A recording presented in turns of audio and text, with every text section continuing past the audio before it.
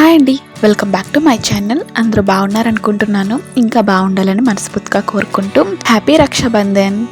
అందరూ రాఖీ పండుగని బాగా జరుపుకున్నారని కోరుకుంటూ నేను కూడా చిన్నగా జరిపేసుకున్నాను అనమాట.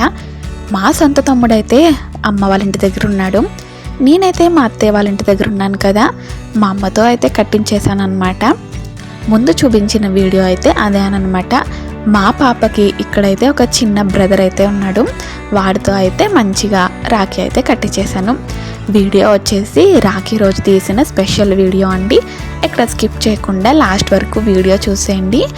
అయితే పౌర్ణమి రోజు నేను చేసుకున్న గౌరీదేవి పూజ అంటే మణిద్వీప వర్ణన పూజ అనేది చేసుకున్నానండి. మంచిది కదా పౌర్ణమి రోజు అని చెప్పి, అది కూడా వీడియో లాస్ట్లో అనేది అప్లోడ్ చేశాను. వీడియో ఎక్కడ స్కిప్ చేయకుండా లాస్ట్ వరకు చూసేయండి. మా పాప స్కూల్లో కూడా రాఖీ సెలబ్రేషన్స్ అనేవి జరిగాయి. ఆ క్లిప్పింగ్స్ కూడా వీడియోలో ఎడిట్ చేశాను. ఎక్కడ స్కిప్ చేయకుండా లాస్ట్ వరకు చూసి వీడియో కనుక నచ్చితే లైక్ చేసేయండి, కామెంట్ కూడా చేయండి, మీ ఫ్రెండ్ అండ్ ఫ్యామిలీకి కూడా షేర్ చేసుకోండి. కొత్తగా ఎవరైనా వీడియో చూస్తుంటే సబ్స్క్రైబ్ చేసేసుకోండి.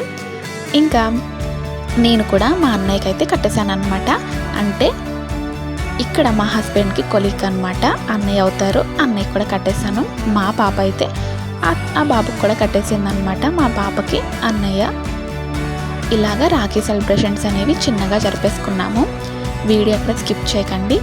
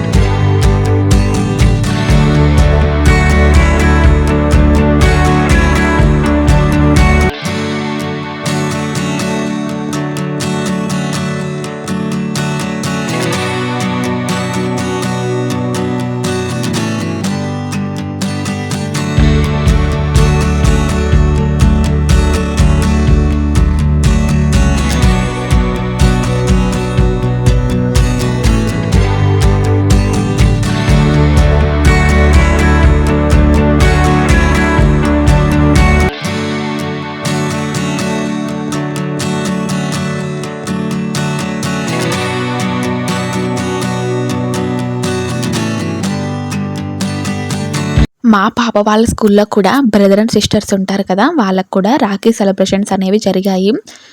మిగిలిన వాళ్ళైతే అక్కడ కూర్చొని ఎంజాయ్ చేశారనమాట. మా పాపకి బ్రదర్ సిస్టరు స్కూల్లో ఎవరు లేరు కాబట్టి ఎవరు కట్టలేదన్నమాట. ఇంకా ఇంటి దగ్గర వచ్చేసి గౌరీదేవి పూజ పౌర్ణమి రోజు చేసుకున్నాను అన్నాను కదండి, ఇదేనమాట మణిద్వీప వర్ణన అర్చన అనేది చేసుకున్నాను.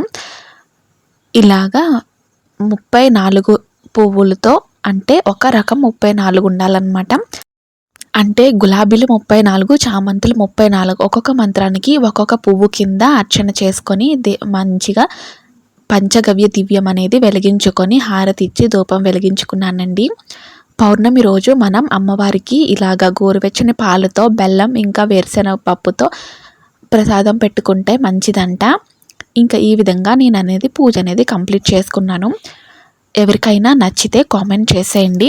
నేను చేసుకున్న ఈ మణిద్వీప వర్ణన పూజ అనేది మీకు వివరంగా క్లారిటీగా కావాలంటే కామెంట్ చేయండి. నెక్స్ట్ మణిద్వీప వర్ణన పూజ చేసుకున్నప్పుడు డీటెయిల్డ్గా పూర్తిగా పెడతానన్నమాట. ఎలా చేసుకోవాలి, ఏంటి, ఏ విధంగా చేసుకోవాలి, దానికి కావాల్సిన ఏర్పాట్లు అన్నీ అప్లోడ్ చేస్తాను. ఎవరికైనా కావాలితే కామెంట్ చేసేయండి. పౌర్ణమి రోజు నేను చేసుకున్న చిన్న పూజా విధానం అన్నమాట. ఇది వచ్చేసి మణిద్వీప వర్ణన అర్చన. మనం 108 మంత్రాలు చదువుకుంటాం కదండి, లక్ష్మీదేవివి, గౌరీదేవి అలానే ఉంటాయన్నమాట. కానీ ఇవి వచ్చేసి 34 ఉంటాయన్నమాట. అదే ఒక్కొక్క రకం చేస్తారు. కుదిరితే 32 రకాల పువ్వులతో కూడా చేసిన వాళ్ళు కూడా ఉన్నారు. నేనైతే 2 రకాల పూలతో అయితే చేశానండి.